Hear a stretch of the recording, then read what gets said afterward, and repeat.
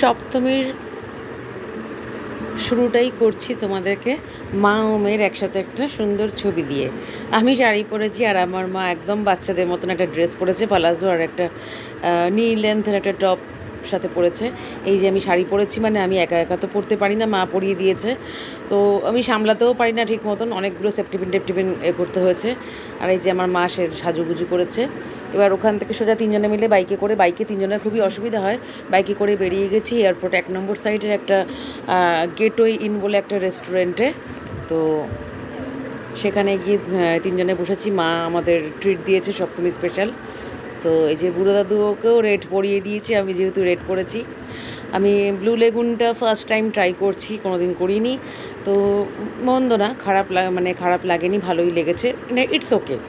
আর ওখানের ফুড কোয়ালিটিতে হিসাবে যেটা রিভিউ দেবো তোমাদেরকে সেটা হচ্ছে, ফার্স্টে নিয়েছি চিলি মাশরুম একটা স্টার্টার হিসাবে, ভালোই লেগেছে ঠিকঠাক। তারপর নিয়েছি মিক্সড ফ্রাইড রাইস ছিল।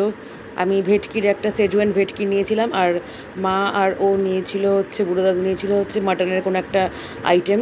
আর আমি 1 পিস তন্দুরি রুটি নিয়েছিলাম, আর ওরা 1 পিস বাটার নান নিয়েছিল। তো তন্দুরি রুটিটা ঠিক মনে হয়েছিল যে রুটিটা মানে একটা রুটিকেই শুধু বাটারে করে দিয়েছে। নানটা ঠিক ছিল, বাটার নানটা। অবশ্য পুজোর বাজার বলে হয়তো। তো এই ছিল সপ্তমীর খাওয়া দাওয়া। তোমাদের কেমন লাগলো ভিডিওটা জানিও।